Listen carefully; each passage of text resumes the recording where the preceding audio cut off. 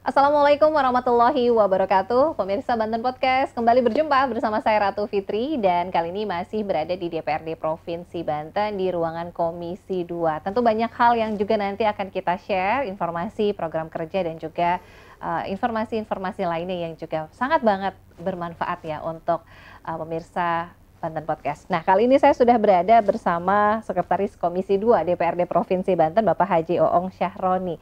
Kita sapa dulu. Assalamualaikum warahmatullahi wabarakatuh. Warahmatullahi wabarakatuh. Apa kabar, Pak? Alhamdulillah. Alhamdulillah, baru beres paripurna ya tadi ya, Pak ya? Ya, habis tempur juga nih. Melelahkan. Lelah nih, kayaknya agak kurang sehat nih kayak. Kurang istirahat. Tapi alhamdulillah ya, mungkin tadi ya efek sebelum pemilu juga lumayan menguras tenaga dan pikiran ya. Pemilu masih ada ini. Efek pemilu ya. Tapi alhamdulillah sudah berjalan lancar ya, Pak ya. Sukses. Alhamdulillah sukses, kondusif dan juga partisipasi masyarakat juga Tinggi, antusias ya, tinggi. Dan tentu saja ini juga 5 tahunan, apalagi serentak. Ya, tinggal nunggu nanti pilkada ya, Pak ya. Amin. Akhir tahun nih. Akhir tahun. Baik, dan pemirsa Banten Podcast, Bapak Haji Oong Syahroni selain Sekretaris Komisi 2, beliau juga Wakil Ketua Fraksi Gerindra, kemudian juga menjabat sebagai Ketua KTNA Banten ya Pak ya. Ya. Wah, kemudian ini juga dari Dapil Lebak. Cukup banyak nih ternyata kegiatan-kegiatan dan juga organisasi yang diikuti. Memang aktif di organisasian ya Pak? Saya memang aktif di organisasi sejak lama. Sejak lama sudah aktif di organisasi. Yang mengantarkan saya ke Dewan. DPRD juga berangkat dari organisasi. Dari organisasi. Keprihatinan menjadi mimpin organisasi. Wah, jadi akhirnya terrealisasikan juga dengan wakil rakyat ini ya untuk menyuarakan aspirasi masyarakat, terutama dari Dapil mana nih Pak? Dapil Lebak. Ya. Dapil Lebak. Dapil Lebak. Saya lahir dan besar kebetulan di Lebak. Jadi putra daerah. Putra daerah. Asli dari Lebak. Udah periode ngabdi di Lebak dulu. Masya Allah. Ini sekarang 2 periode lagi juga sudah di Dua periode provinsi. di Provinsi Banten. Jadi ini sudah 4 periode. Keempat periode. Kemarin ikut lagi dong pasti ya Pak? Yang di mana? Yang tahun ini. Ikut lagi. Ikut, tinggal nunggu hasil ya Pak ya? Dan insya Allah berhasil. Insya Allah harus optimis terus walaupun nilainya masih terus berjalan ya Pak ya, jumlahnya masih tinggal tunggu Tapi hasil. sudah yakin duluan. Harus optimis ya Pak ya. Baik, nah ini juga di Komisi 2 membidangi perekonomian ya Pak ya untuk mitra kerjanya di provinsi. Peran dari DPRD ini selain legislasi, anggaran, kemudian juga monitoring ya atau fungsi dari controlling juga. Betul. Oke, nah ini saya belum ke yang serius-serius dulu, saya ingin melihat background-nya nih. Ini berangkat dari organisasi. Background-nya sebelum ke Dewan apa sih Pak? Sebenarnya saya ini kan kebetulan dari seorang anak petani ya. Orang tua petani. Dan saya sendiri memang petani tulen, petani murni. Kalau ditanya kegiatan hari-hari saya apa ya, saya petani. Dewan kebetulan sampingan saja bagi saya. Kerjaan utamanya petani ya Pak petani. ya? Dan kebetulan sejak tahun 2000 saya mimpin organisasi petani namanya Kontak Tani dan Nelayan Andalan, KTNA. Ini sangat populer. Dia yang memang menaungi kelompok-kelompok tani ya di kabupaten maupun provinsi. Nah, berangkat dari situ saya melihat bahwa tidak cukup kita berteriak mengatasnamakan organisasi untuk membawa misinya petani, aspirasinya petani, ternyata harus sampai masuk ke dalam sistem. Dan 2009 itulah saya mencoba peruntungan membawa aspirasinya petani. Dan alhamdulillah sampai 2024 ini kayaknya diperpanjang kontraknya sama masyarakat. Masya Allah, artinya kan kepercayaan masyarakat ya, kemudian amanah dari masyarakat juga cukup tinggi nih. Artinya kan bukan hanya dari kata-kata atau janji-janji saja, tapi sudah realisasi. Karena mereka nggak butuh kata-kata juga, nggak butuh janji-janji juga. Nggak usah perlu janji-janji, mereka butuh kerja nyata ya Pak ya, bukti. Betul, dan terbukti sudah beberapa periode bahkan di Lebak kemudian di provinsi. Oke, nah ini juga tentu saja berangkat tadi dari aktif di keorganisasian, kemudian juga aktif tadi dengan organisasi tani begitu ya. Karena memang dominasi di Lebak dan juga Pandeglang kan memang petani ya. Sejauh ini secara umum gambarannya seperti apa sih Pak? Mungkin di Lebak sendiri. Saya luruskan dulu ya, saya ini bukan aktif hanya di dunia pertanian. Saya ini aktif di beberapa organisasi. Selain pertanian juga ada ya Pak? Saya ini aktif di MUI, aktif di NU, aktif forum pesantren. Ada 7 organisasi kemasyarakatan yang saya yakini dulu saya bisa, baru saya mau gabung di sebuah organisasi kemasyarakatan gitu kan. Jadi hanya yang lebih dominan saya berpikir bagaimana ke depan saya bisa memperjuangkan haknya petani. Maka saya lebih konsen masuk di KTNA karena organisasi inilah yang sepertinya yang nyata-nyata adalah tempat bernaungnya teman-teman petani. Apalagi Bapak juga backgroundnya adalah seorang Karena saya petani, ya. sampai hari ini saya masih petani. Sampai kapanpun saya tetap akan jadi petani. Wah, petani sukses ya Pak ya. Amin. Petani berkah lah. Amin, amin, amin. Berarti banyak ya keorganisasi yang diikuti oleh Pak Gioyon. Saya lebih konsen di organisasi. Tapi organisasi di pertanian khususnya. Nah, alhamdulillah ini juga mengangkat teman-teman para petani yang juga mungkin banyak PR-PR yang juga mungkin harus juga dikejar ya. Sejauh ini gambarannya seperti apa sih Pak? Apa mungkin yang biasa pada saat reses ya yang menjadi aspirasi terutama dari teman-teman petani, apa sih Pak biasanya yang menjadi aspirasi? Jadi sejauh ini aspirasi masyarakat petani itu memang tersumbat dalam menurut saya. Banyak hal yang mereka inginkan, yang mereka sampaikan.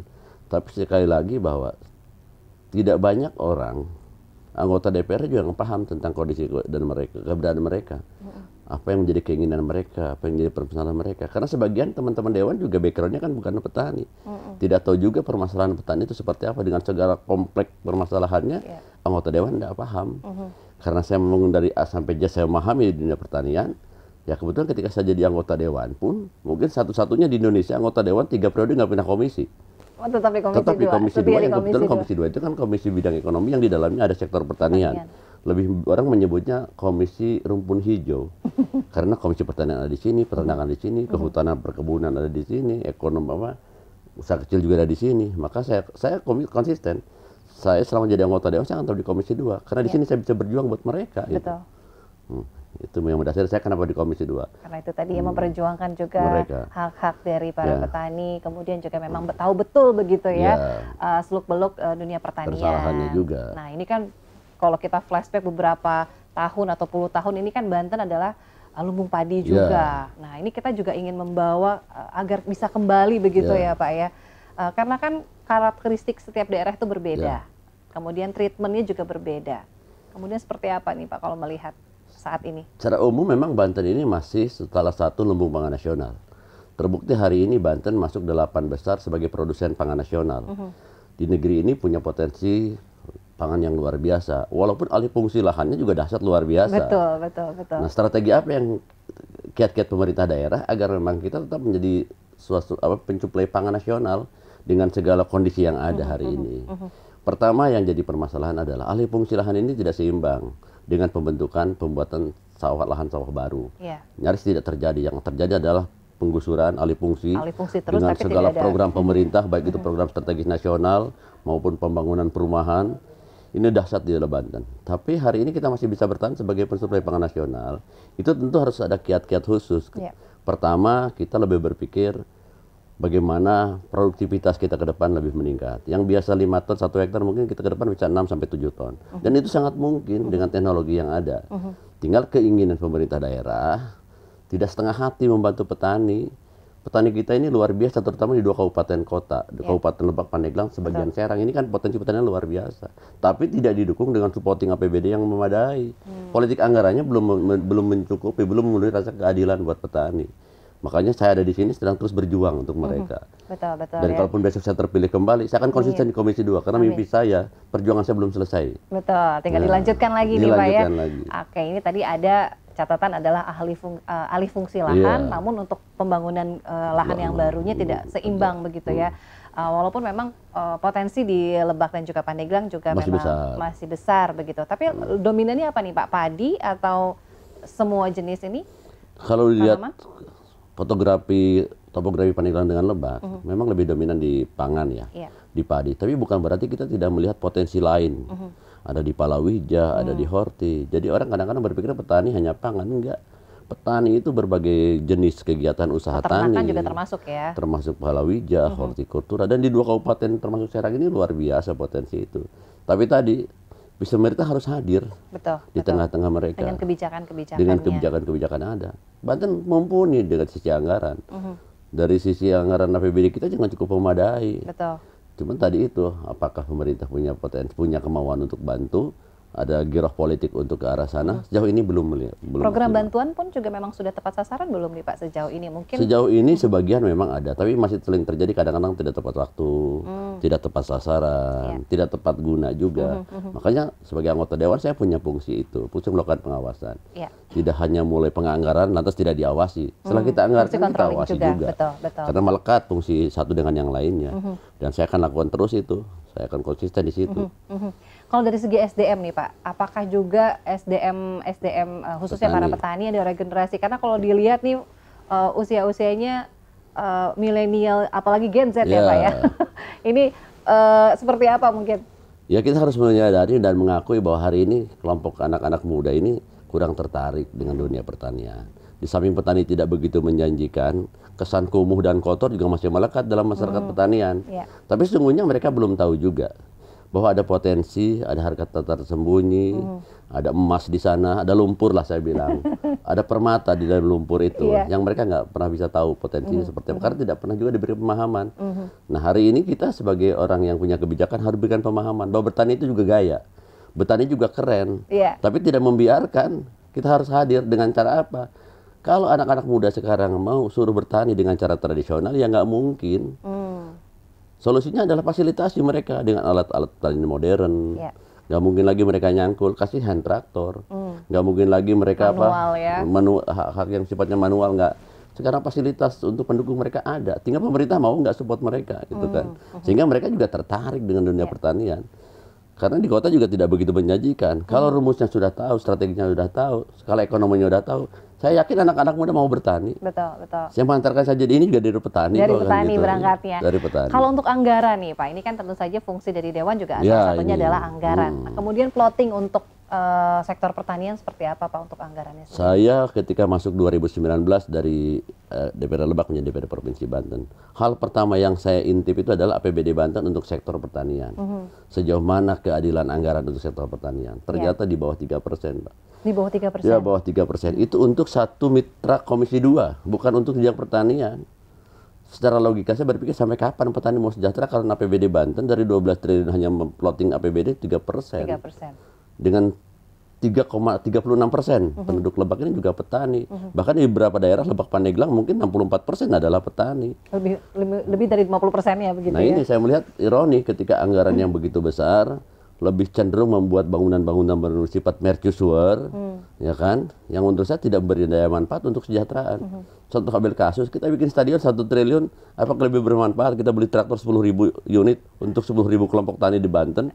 Itu hal-hal seperti inilah, kebijakan-kebijakan ini yang terus coba saya kawal. Agar ke depan masyarakat pemerintah daerah sudah mulai terbuka. Tapi alhamdulillah di 2 tahun terakhir, saya nggak bilang di 4 tahun terakhir. Karena tahun pertama, kedua saya jadi anggota Dewan, semua yang sudah programkan, saya rencanakan, saya impikan untuk bisa bantu petani yang semula bernama hand traktor, kultivator berubah jadi masker semua kala itu kan. Nah baru 2 tahun terakhir ini saya berbuat. COVID ya Pak COVID ya. Itulah. Jadi refocusing anggaran otomatis. Baru 2 tahun terakhir inilah saya berbuat melalui jalur-jalur pokok-pokok pikiran Dewan. Sepertinya APBD Banten kalau saya biarkan saja mereka masih tidak peduli dengan sektor pertanian. Minimnya APBD Banten. Sehingga kita support dari pokok-pokok pikiran, jalur aspirasi lewat reses. Kita perjuangkan di badan anggaran. 2 tahun terakhir ini relatif. Ada program-program yang menyentuh sektor pertanian, baik itu alsintan, bantuan ternak, dan alat-alat lain yang datang ke masyarakat, pengembangan melon, pengembangan bawang, termasuk pengembangan cabai. Alhamdulillah. Dan kita kawal itu semua. Dan ini membuahkan hasil. Membuahkan hasil. Dan ini terus berkelanjutan. Syukur saya masih 4-5 tahun di Komisi 2 lagi, saya akan coba konsisten di situ. Boleh bilang amin semuanya? Amin. Ini juga kan pastinya doa dari masyarakat ya, apalagi tadi 50% lebih nih mayoritas adalah para petani, terutama juga mungkin tadi Lebak, Pandeglang juga Kabupaten Serang juga cukup tinggi begitu ya angka petaninya. Nah ini juga tentu saja harus ada kebijakan ya yang pro pada petani. Salah satunya mungkin tadi dari bantuan pupuk yang mungkin juga dirasakan masyarakat khususnya para petani, ada yang langka, ada yang mahal. Nah ini sejauh ini ada juga yang mungkin terkait dengan masalah pupuk ini masalah klasik sebenarnya. Jadi tidak hanya terjadi di Banten. Kalau sudah bicara pupuk adalah skalanya nasional. Karena bicara pupuk kebijakannya nasional. Tapi bukan berarti tidak tinggal diam. Di beberapa daerah saya melihat bahwa ketika ada kelangkaan pupuk, yang langka kan pupuk subsidi. Karena dibatasi kuotanya, dibatasi subsidinya. Tapi pupuk non subsidi kan banyak.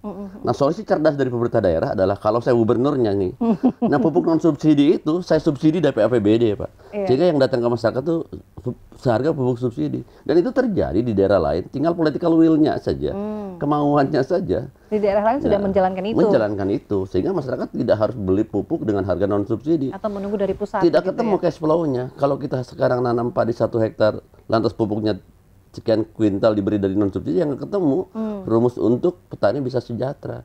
Sementara pupuk subsidinya dibatasi. Tapi hari ini saya mencoba solusi kelompok tani hari ini yang dibatasi kuota pupuk subsidinya, kita bantu dengan program bantuan pupuk organik cair, pupuk hayati cair, sebagian dari APBD, sebagian dari APBN juga, sebagian dari pokok-pokok bagiran juga kita juga, sehingga masyarakat tidak lagi ketergantungan juga terhadap pupuk. Mereka tetap percaya diri bahwa pupuk yang hari ini dikurangi kuotanya tergantikan dengan pupuk hayati cair, pupuk organik cair, dan ke depan saya yakin masalah pupuk ini bisa teratasi. Karena ini kebijakan nasional, tergantung pimpinan nasional ke depan. Saya sih yakin pimpinan yang akan datang, bos saya ini akan peduli lagi kepada petani. Amin. Bisa kembali bangkit lagi.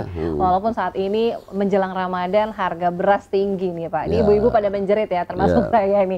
Ini mungkin bukan hanya di Banten, tapi secara nasional memang harganya sedang tinggi dan stoknya pun mengkhawatirkan begitu ya. Seperti apa Bapak melihat terkait dengan kondisi saat ini? Jadi begini, pertama harga beras meningkat ini karena mungkin terfaktor supply.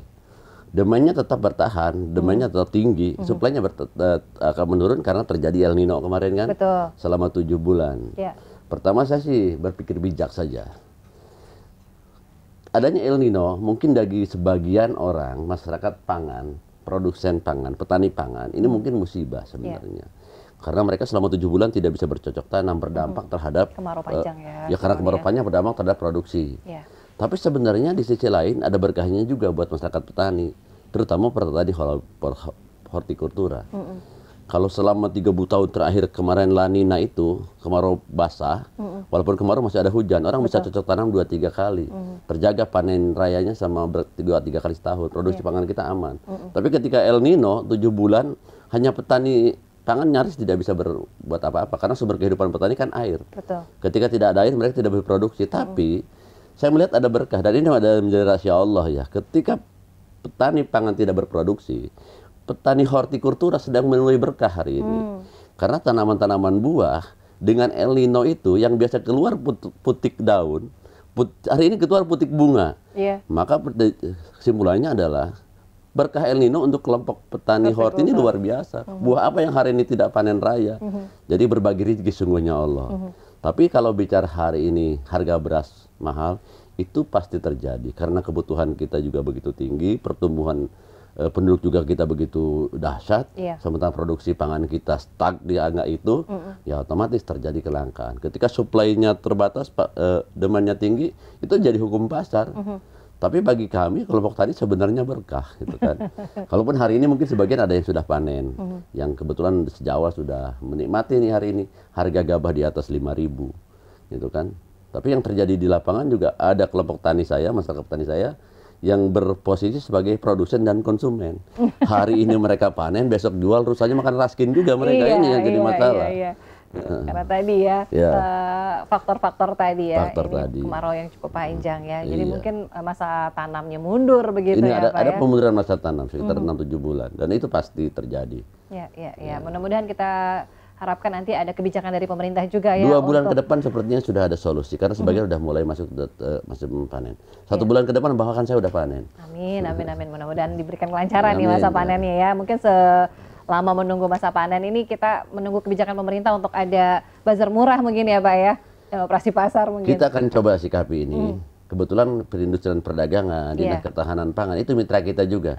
Minggu ini kita evaluasi setelah suasana udah mulai kondusif nih. Pasca tanggal 14 kemarin. Kita udah mulai ke laptop nih, mulai kelihat kondisi Banten seperti apa. Betul. Ya, kalau hari ini tadi sudah dari pagi saya dapat WA harga beras sekian. Nah kita sepertinya harus segera sikapi ini. Nanti saya akan coba panggil kepala dinas tahan pangan. Stok pangan kita ada berapa? Stok cadangan beras pemerintah ada berapa? Termasuk solusi apa yang akan cari ketika harga beras ini sudah tidak rasional. Menembus angka 15.000 ini kan sudah tidak rasional lagi. Apalagi menjelang Ramadan Pak.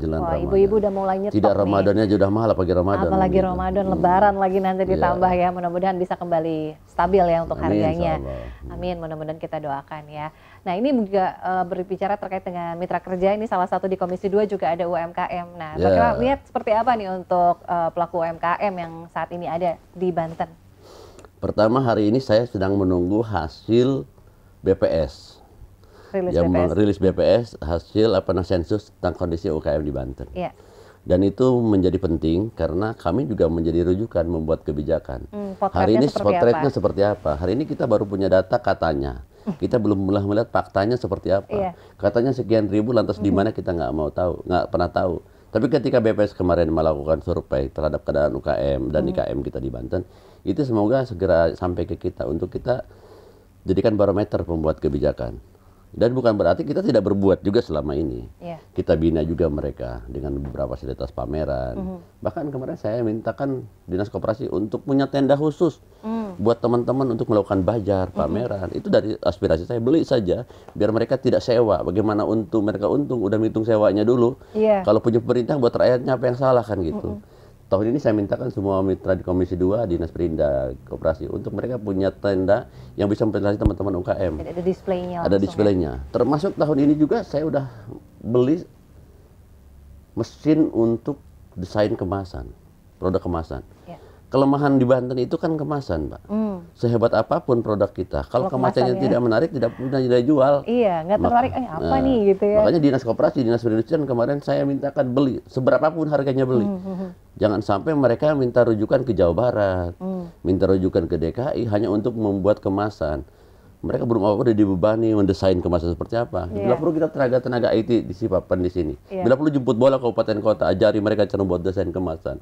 Apa bedanya singkong yang dijual masyarakat dengan ketela yang dijual di pabrik, singkong-singkong juga. Betul. Rasanya tidak lebih gurih dari ringkong. Tapi ketika kemasannya pakai plastik PE tidak punya nilai jual juga. Nah, beberapa upaya sudah kita lakukan hari ini dan saya akan terus konsisten.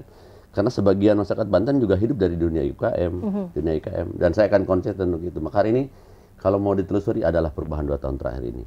Dan kita support dari pokok-pokok pikiran Dewan. Kalau mereka tidak anggarkan, saya akan carikan anggarannya di badan anggaran. Kebetulan saya juga badan anggaran. Di Banggar juga ya. Ini pokok pikiran saya, bantu mereka. Dan ini aspirasi mereka, bukan maunya saya. Saya nggak mau buat kebijakan kumaha aing, kumaha urang gitu. Maunya mereka apa aja ke saya. Betul, Mumpung saya ada posisi memang kebijakan hari ini. Dan insya Allah, UKM bahkan kita sedang bangun Plaza UKM juga kan di situ. Itu tempat mereka nanti bernaung. Di sampingnya kantor Flut itu saya mau jadi sebagai Plaza UKM. Produk UKM Banten itu dari pelosok Banten itu di mana, seperti apa gitu. Ada tampil di situ. Karena memang belum ada wadahnya ya, Pak. Kalau mau gulai cimengnya kan nggak usah ke Malingping. Iya. Tampil di situ gitu kan. Nanti siapa mitra yang bisa dijalin kerjasama gitu. Dan saya mau itu tampil sebagai salah satu sentra UKM-nya Banten. Nah itu bangunan sudah selesai. 2-3 bulan ini sudah kita rilis beberapa produk di sana. Nah, ini jadi nggak salah usah satu bukti jauh-jauh nyata bahwa kita nggak diam. Betul. Jadi dalam bentuk pemasarannya pun juga disupport ya. Jadi nggak usah jauh-jauh. Jadi pada saat mampir ke sini juga bisa lihat langsung ya untuk produk-produk UMKM-nya. Kemudian kebijakan bantuan juga nih Pak, yang mungkin dirasa ada yang kurang tepat sasaran, ada yang mungkin dari nasional, ada yang dari pusat atau yang dari pemerintah daerah. Sejauh ini bantuan untuk UMKM seperti apa nih Pak? Selain dari permodalan juga pemasaran ya kan ada juga bantuan ini ya. Bantuan ini kan mereka jenis ya. Kalau pertama seringkali saya turun ke lapangan, masyarakat mengeluh karena modal. Saya mantan pengusaha juga dulu kan. Saya termasuk nggak yakin bahwa modal adalah segalanya. Saya menempatkan modal itu nomor 4 gitu kan. Kalau pertama mereka nggak jujur juga modal akan hilang kan gitu. Nggak punya kemampuan juga, nggak berani juga. Jadi bukan pertama tuh modal ya Pak? Bukan. Karena dulu juga di kelompok tani pernah kita coba dengan program PUAP tahun 2008 nguap semua tuh modal. Iya kan? Programnya PUAP, program usaha gedung pertanian. 2-3 tahun kita evaluasi nguap tuh program. Makanya saya nggak setuju kalau selalu modal. Maka seringkali juga saya minta program ini bantuannya tidak melulu modal. Tapi dalam bentuk barang, dalam bentuk kebutuhan kelompok. Kelompok usaha bersama butuhnya. Jadi bisa apa. Bergantian begitu bergantian. Tapi seringkali juga ada program APBN. Mungkin los koordinasi ya, datang ke lapangan.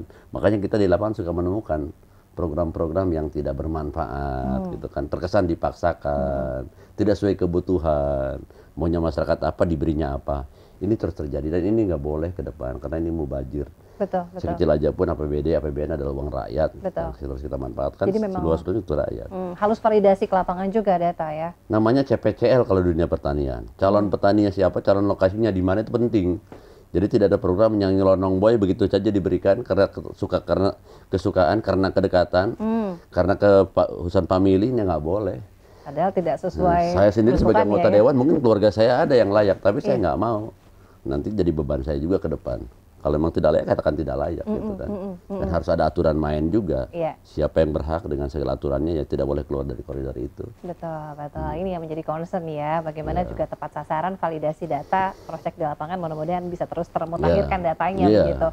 Jadi ini memang salah satu concernnya di Komisi 2 selain UMKM, kemudian juga Dinas Pertanian. Kemudian juga di sektor pertanian. Kemudian dari segi serapan anggaran. Nah ini kan juga baru 2 bulan ya Pak. Kalau berkaca dari 2023 seperti apa nih Pak? Mungkin bisa jadi catatan juga di 2024 ini. Ya. Di samping memang anggaran Provinsi Banten untuk sektor Komisi 2 ini masih sangat minimalis ya. Saya bilang masih jauh tidak rasional lah. Jauh dari kesan apa ya, sesuai harapan lah. Jauh dari sesuai harapan. Tapi saya masih diberi kesempatan mudah-mudahan 5 tahun ke depan terus berjuang agar sektor anggaran untuk sektor pertanian khususnya bidang ekonomi ini di angka 6-7%. Ini harapan dan mimpi besar saya. Mudah-mudahan Allah mengabulkan perjuangan saya ke depan. Nah terkait tadi anggaran, serapan anggaran sampai tahun kemarin, kalau di 2 tahun kemarin saya nggak bisa, tidak bisa menilai ketika COVID melanda. Karena sebagian besar APBD kita juga terfokus di refocusing ke sana. Tapi untuk 2 tahun terakhir ini relatif serapan anggaran lebih bagus gitu kan, dan lebih dirasakan manfaatnya di masyarakat. Banyak hal-hal baik hari ini datang ke masyarakat, program diterima baik oleh masyarakat, sehingga masyarakat ada yang sebagian mengatakan, kok sekarang provinsi hadir ya? Ternyata Provinsi Banten tuh ada gitu kan. Dulu kemana aja gitu. Kami butuh kambing aja nggak pernah merhatiin. Kami butuh traktor aja nggak pernah mikirin. Bagaimana tidak, setiap tahun Provinsi Banten beri traktor 20. Sebelum saya masuk anggota Dewan Provinsi, kelompok taninya 9.280. Butuh 700 tahun kalau mereka butuh kebagian. Tapi dengan politik anggaran yang saya miliki, saya programkan minimal 300 tahun, sehingga 300 kelompok menikmati program ini. Nah kalau 5 tahun saya di sini minimal 1.500 lah kelompok tani menikmati itu. Nah kalau bicara target hari ini, serapannya relatif lebih bagus. Walaupun ada beberapa kegiatan yang mungkin dievaluasi, karena memang di perjalanan tidak begitu menguntungkan, sah-sah saja selama dalam aturan. Tapi secara umum di seluruh mitra Komisi 2, saya dievaluasi akhir tahun kemarin, saya kebetulan pimpinan komisi, saya badan anggaran tahu persis ya kondisinya seperti apa. Di atas 90% menurut saya relatif, sehingga silpanya relatif bisa ditekan. Jadi kan ini untuk penghematan ya kalau untuk silpa yang tadi itu ya Pak Yoyon. Gak terasa nih, wah sudah di penghujung acara, hampir 30 menit kita ngobrol-ngobrol Pak Haji Yoyon. Selalu ada pesan yang ingin disampaikan untuk masyarakat ya, terutama di tema kita kali ini. Apa yang mungkin ingin disampaikan nih untuk masyarakat Provinsi Banten? Silahkan Pak Yoyon. Khusus masyarakat petani, tetap semangat aja jadi petani. Kita bisa kok jadi petani keren, bisa petani gaya, tapi berorientasi agribisnis, tidak menjadi petani-petani tradisional. Ada potensi di sana, ada hal-hal baik yang bisa kita ambil dari dunia pertanian. Saya orang yang bertanggung jawab hari ini diberi amanah oleh rakyat, akan terus bertanggung jawab perjuangan hak-haknya petani, hak-haknya rakyat yang saya wakili, dan saya akan konsisten insya Allah. Sekalipun besok saya jadi anggota Dewan terpilih kembali, saya akan tetap di Komisi 2. Yang konon-konon katanya Komisi Air Mata, saya akan tetap konsisten membantu mereka, karena di sini saya bisa berbuat buat mereka. Semangat saja petani Banten, insya Allah saya ada di tengah-tengah mereka. Amin, amin, amin. Terima kasih banyak Pak Haji Oong Syahroni, Sekretaris Komisi 2, sudah ikut bergabung. Mudah-mudahan berikan selalu kesehatan Pak, kelancaran. Amin, amin. Kita ngobrol-ngobrol lagi mungkin di sesi berikutnya. Amin, nanti insya Allah juga sehat dan doa-doa baiknya bisa terkabul ya Pak ya. Amin. Apalagi tadi juga menjadi perpanjangan tangan ya untuk teman-teman khususnya para petani ya Pak ya di Provinsi Banten. Baik, pemirsa Banten Podcast, tuntas sudah kebersamaan kita untuk episode kali ini. Terima kasih banyak, mohon maaf kalau ada salah kata. Saya Ratu Fitri mewakili kru yang bertugas mengucapkan terima kasih. Sampai jumpa. Wassalamualaikum warahmatullahi wabarakatuh. Waalaikumsalam. Terima kasih, Fitri. Sama-sama, Bapak.